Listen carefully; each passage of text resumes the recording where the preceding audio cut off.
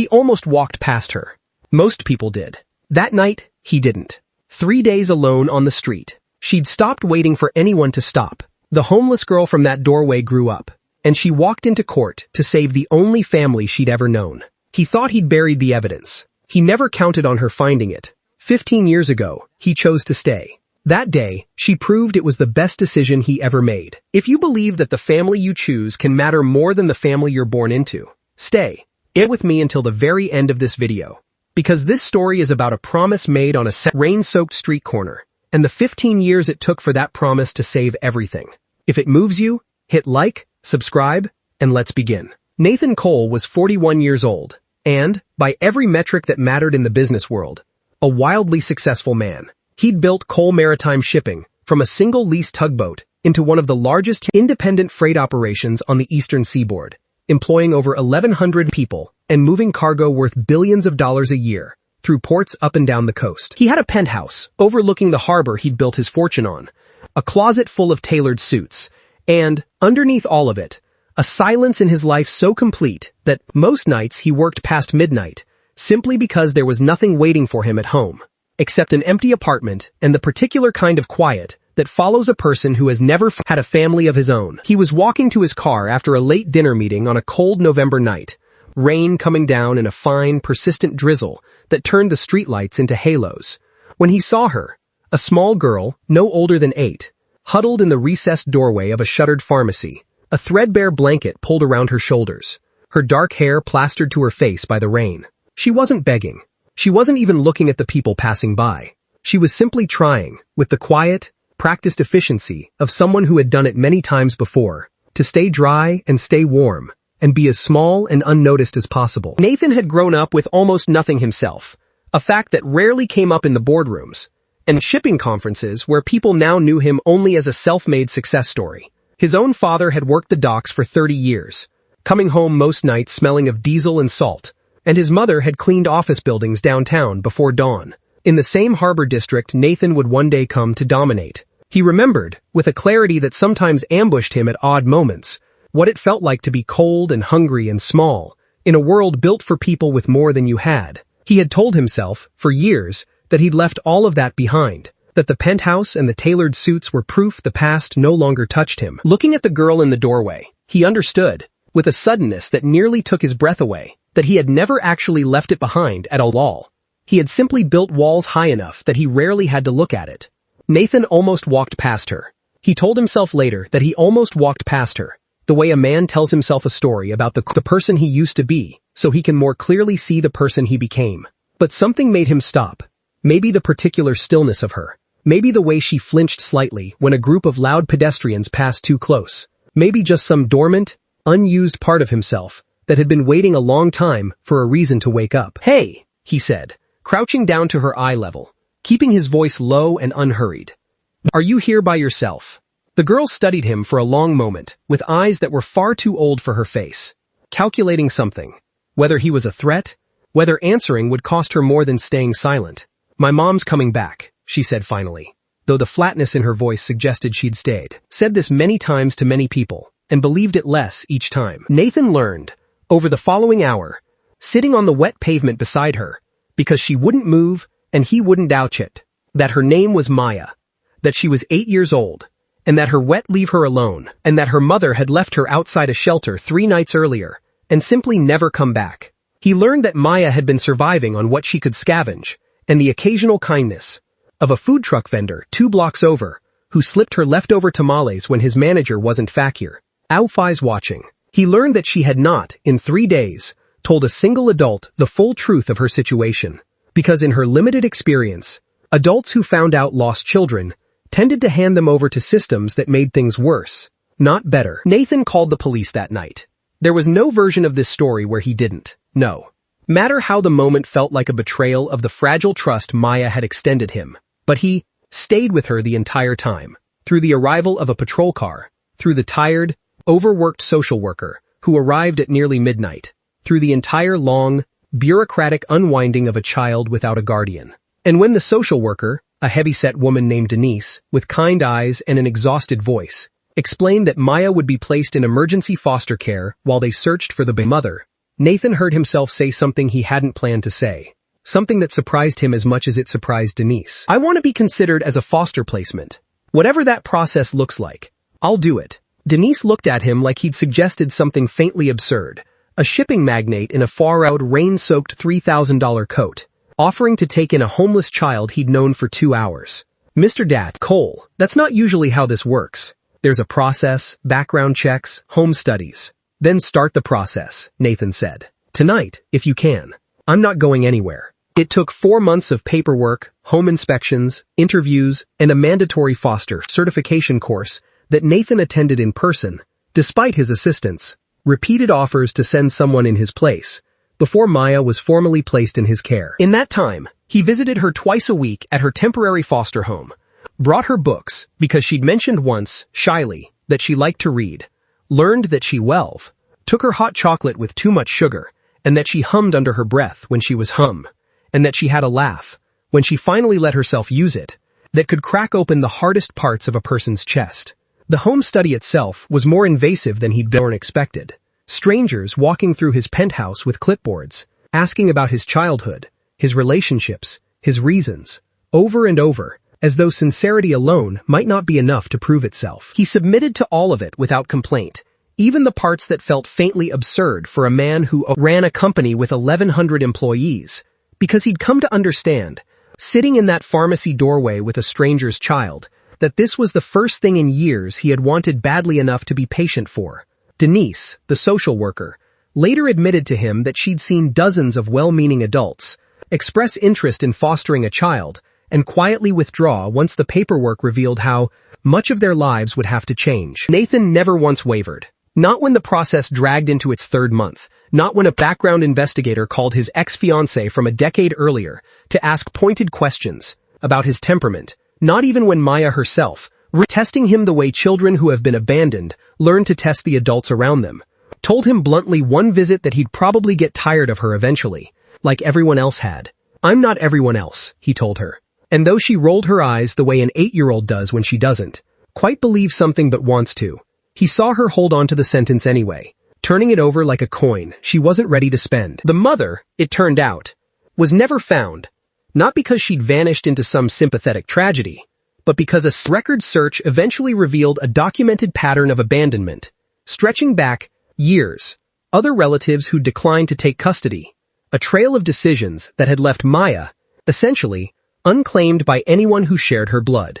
Nathan formally adopted her 14 months after that rainy November night, in a small courtroom, with only Denise and Nathan's elderly housekeeper, Mrs. Benwick, as witnesses. Maya wore a yellow dress she'd picked out herself, and when the judge finalized the adoption and said, for the first time in any official capacity, Maya Cole, she cried so hard that the judge had to pause the proceedings, and Nathan, who had not cried in front of another human being since his own father's horrors 18 years earlier, cried right along with her. The years that followed were not a fairy tale, and Nathan never let himself pretend they were. Maya carried the accumulated weight of years of instability in ways that surfaced, unpredictably, nightmares that woke her screaming for the first 2 years, a hoarding instinct around food that took even longer to soften, a deep and reflexive distrust of promises, since promises, in her experience, were the things adults broke most often. Nathan learned patience he didn't know he had. He learned to sit outside her locked bedroom door during bad nights and simply say, through the wood, I'm here, I'm not going anywhere, over and over, until she believed it, or at least believed it enough to fall back asleep. He also, to the quiet astonishment of nearly everyone in his professional life, restructured his entire company to make room for the life he was now building. He installed a general manager to handle daily operations so he could be home for dinner. He turned down an expansion deal into West Coast shipping lanes that would have required 8 months of near-constant travel, a decision his board of directors, and in particular his late brother's son, a sharp, ambitious young man named Trevor Cole, who worked in the company's finance division, considered borderline reckless. You're leaving money on the table, Uncle Nathan, Trevor told him more than once, in the clipped, faintly condescending tone he'd perfected over the years. The company doesn't run on sentiment. No, Nathan would answer. But I do. Maya, for her part, grew into someone Nathan found himself endlessly, quietly astonished by.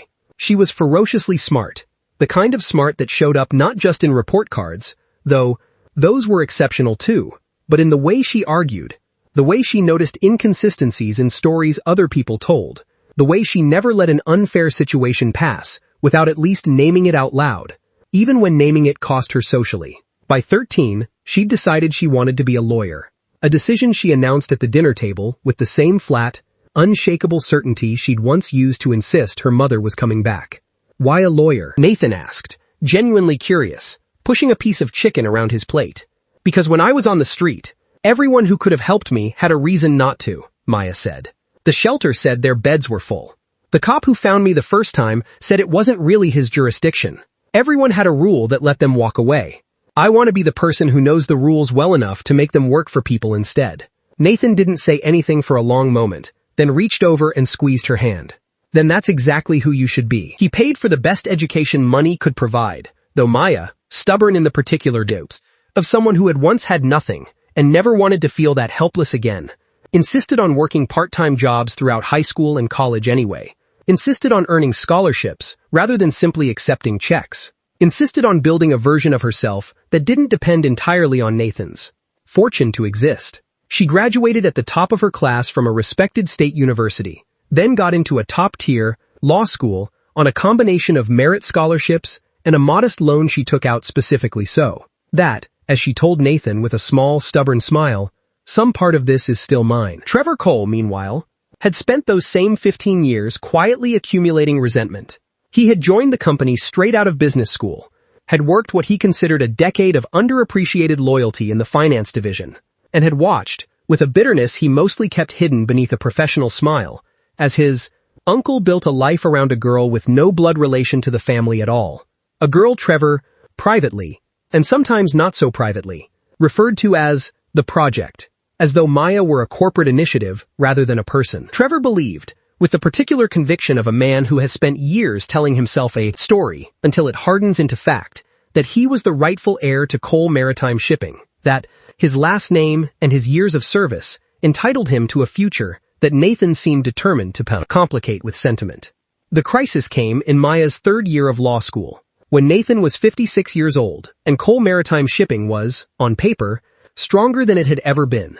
Trevor, who had risen to chief financial officer over the years through a combination of genuine competence and relentless self-promotion, orchestrated what would later be described in court filings as a calculated campaign to seize control of the company. He began quietly cultivating relationships with 3 other board members, feeding them a narrative, partly true, mostly distorted, that Nathan's decision-making had grown erratic, that his focus on his personal life had compromised his judgment, that the company's recent conservative growth strategy, chosen deliberately by Nathan to avoid the kind of over-leveraged risk that had sunk 2 of his competitors, was actually evidence of declining capability rather than prudent strategy. Trevor's plan culminated in a boardroom coup disguised as a governance concern, a motion to have Nathan declared unfit to continue as CEO, backed by a fabricated psychological TO valuation Trevor had commissioned from a compromised consultant, and supported by forged covenantal documents, suggesting Nathan had been quietly diverting company funds toward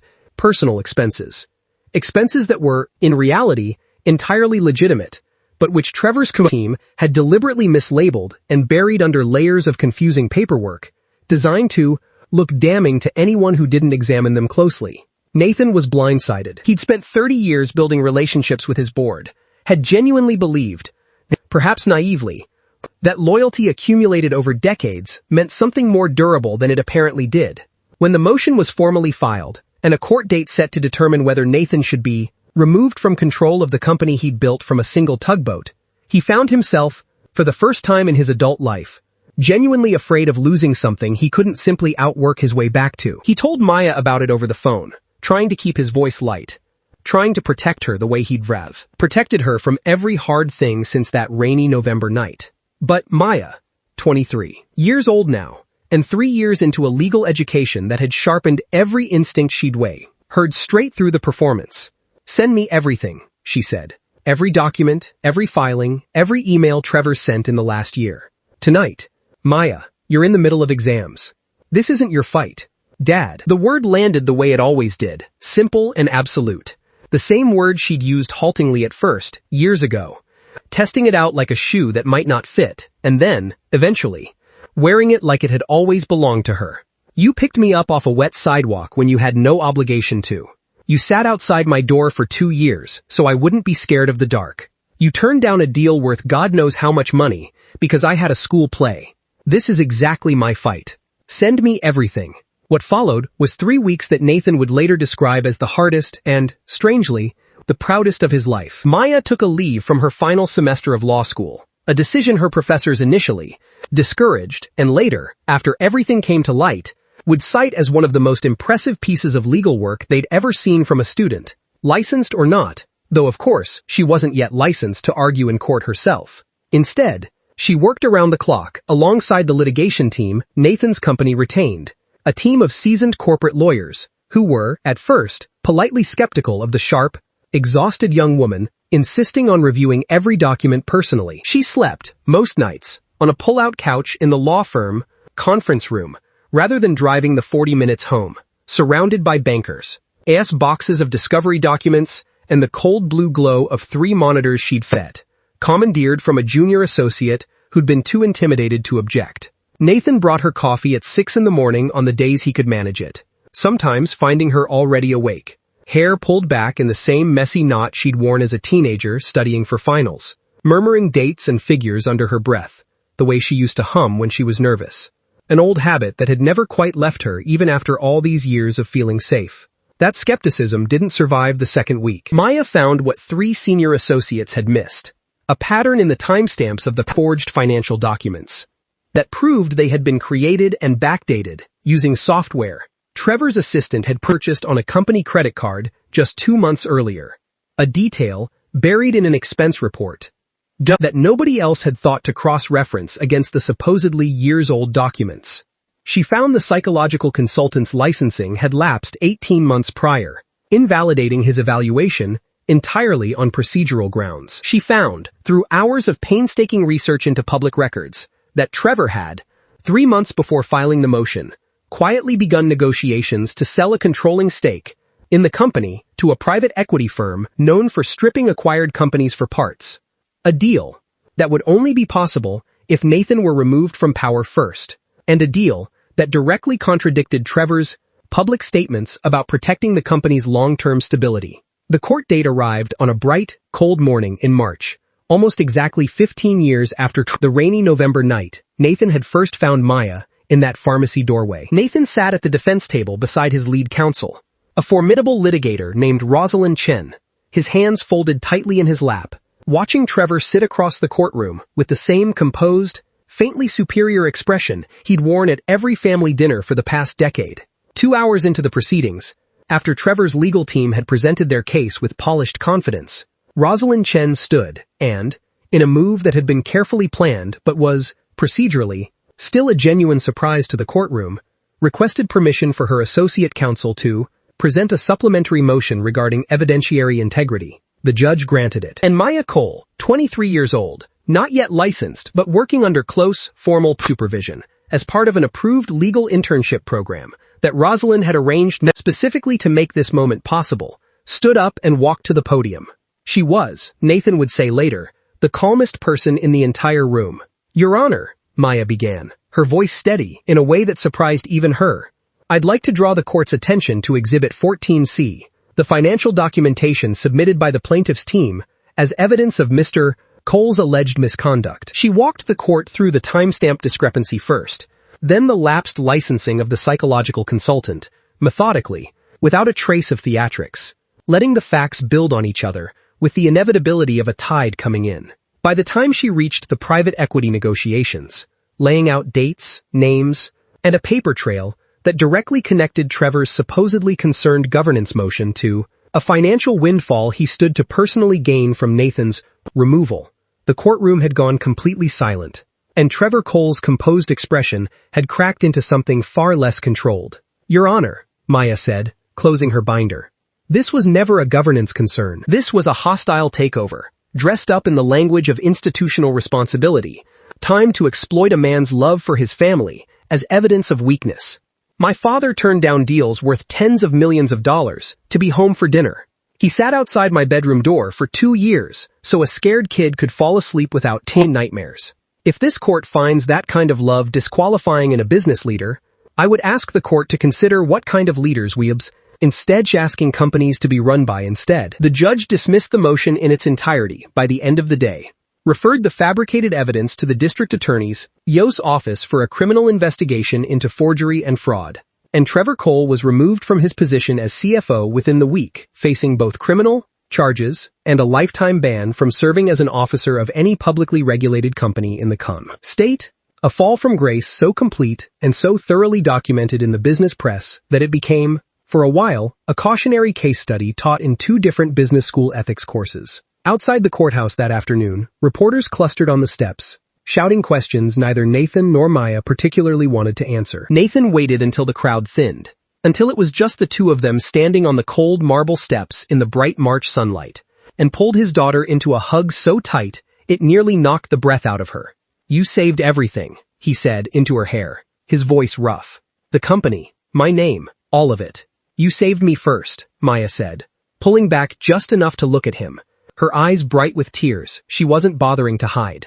15 years ago, on a street corner, when you had absolutely no reason to stop walking, I was just returning the favor.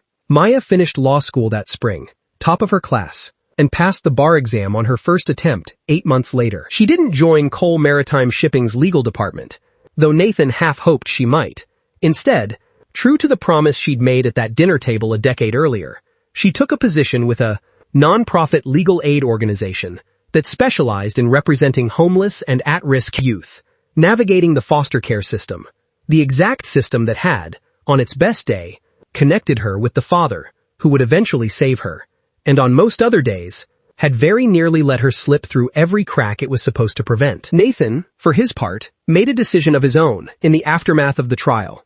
He restructured Cole Maritime Shipping's charitable foundation to fund emergency housing and legal advocacy for homeless children across the state, seeding it with a donation large enough to make headlines, though the headlines mattered far less to him than the quiet, specific promise embedded in the foundation's charter, that no child found the way Maya had been found would ever again have to wait 4 months of bureaucratic paperwork to find someone willing to simply say, "I'll do it, tonight, if you can. I'm not going anywhere." He named the foundations a Slingship Emergency Shelter Program, the November Doorway Initiative, a name only he and Maya fully understood, and he made a point, every year on the anniversary of that rainy night, of visiting the program's newest intake center in person, rather than sending a representative, sitting for an hour with whichever caseworker was on duty, asking the same question he never tired of asking. How many kids did we reach this year, who might otherwise have waited too long? Some years, the number was in the dozens. Some years, it climbed into the hundreds. Every year, Nathan wrote each number down in a small notebook he kept in his desk drawer, a private ledger that mattered to him more than any balance sheet the company had ever produced. Years later, at a foundation gala celebrating the program's 10th anniversary, a reporter asked Maya, now a senior attorney with a formidable reputation of her own, what she thought was the most important lesson of her extraordinary story. She thought about it for a long moment, the ballroom lights catching the same steady, unhurried calm she'd carried into that courtroom years before. "People think the lesson is about gratitude," she said finally. "That I owe my father everything, and that's the whole story. But that's not quite it. The real lesson is that family was never about the accident of blood in the first place. It's about who stays. My father didn't have to stay that night on the sidewalk. He didn't have to stay through the nightmares, or the home studies, or turning down deals, or 15 years of showing up. He chose to stay, every single day, long before he had any legal obligation to. And when it was my turn to choose whether to stay in his corner, I didn't hesitate for a second, because he'd already taught me, just by living his life in front of me, exactly what staying looks like." Somewhere near the back of the ballroom that night, Nathan stood quietly with a glass of untouched champagne, listening to his daughter answer a question he privately thought no interviewer could ever fully capture in a single article. He thought about the version of himself who had almost walked past a pharmacy doorway on a rainy November night. The version who told himself, for just a fraction of a second, that it wasn't his responsibility, that someone else would surely stop. He was endlessly, quietly grateful that some stubborn, unused part of him had refused to let that version win. He thought, too, about Trevor, whom he had not spoken to since the trial, and found that he felt no triumph in his nephew's downfall, only a tired sadness for a man who had spent so many years measuring his worth in inheritance, rather than in the simpler, harder work of showing up for the people around him. If Nathan and Maya's story reminded you that the families we choose can be every bit as strong, and sometimes stronger, than the ones we're born into, then you already know what to do. Like this video, subscribe for more stories like this one. And remember, sometimes the greatest empire a person ever builds isn't quite measured in ships or shares or boardrooms. Sometimes it's measured in a promise kept, on a rainy street corner, 15 years and a lifetime ago, by a man who simply refused to keep walking.